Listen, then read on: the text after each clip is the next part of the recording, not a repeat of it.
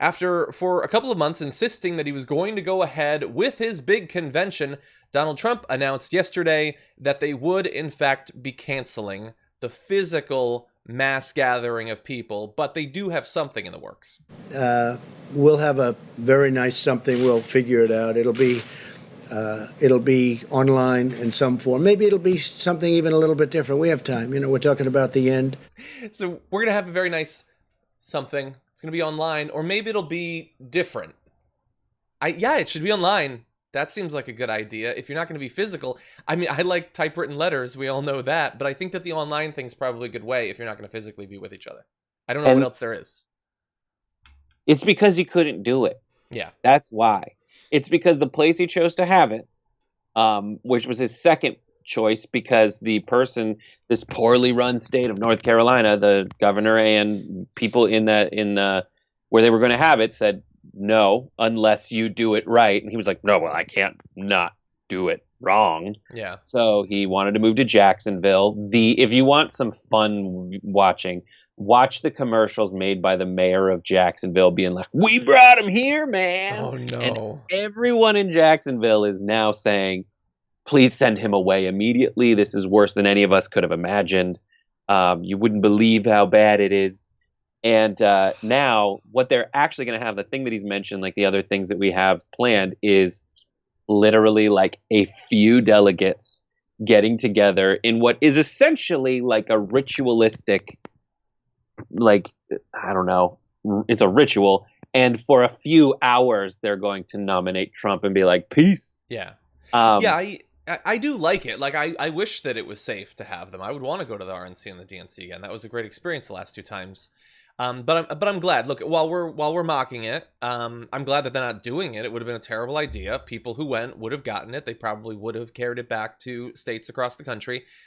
I do wonder though if, like, was Jacksonville going to pull out, or was it that they were getting indications that maybe people weren't going to show up, and I think they it's all didn't of want a repeat of the rally situation where no one's there? Well, it's interesting. I mean, it's so meta and perfect and ironic that he's making this announcement at the revival of his COVID press conferences, which are themselves, originally they existed because he couldn't do in-person rallies, and they only stopped when he thought he could start doing in-person rallies again. That's true. Right? And now that he went to Tulsa, Oklahoma, and the casualties of that are literal Oklahomans and Brad Parscale, who's been demoted as a result of the utter failure of his attempt to build a arena in Tulsa, Oklahoma. Now he wants to go back to these pressers, and the last end he needed to tie up to prove how untenable the proposition of having in-person events is, that even the die-hard Republican National Convention goers weren't going to go to the Republican National Convention. Mm-hmm. None of this is because he, again, wants to solve problems. He just wants to win. And he realized that the optics of an empty convention center are much worse than the optics of what the hell else was going on. Of a Zoom call. Of a Zoom call. And now it's worth saying that in terms of having the in-person delegates, a couple months ago, the Democrats were the first to belay it.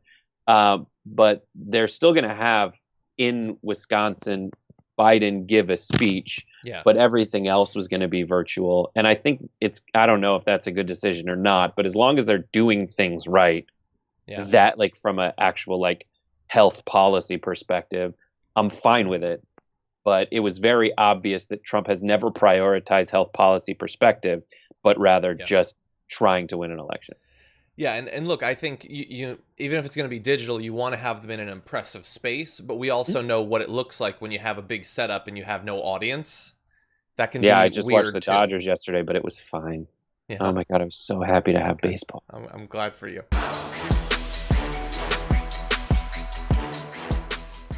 For more political news breakdowns, interviews, stories of activism, and me trying my hardest to care about the occasional big celebrity news story, subscribe to our YouTube channel at youtube.com/The Damage Report. And you can ring the bell wherever it is so you don't miss anything.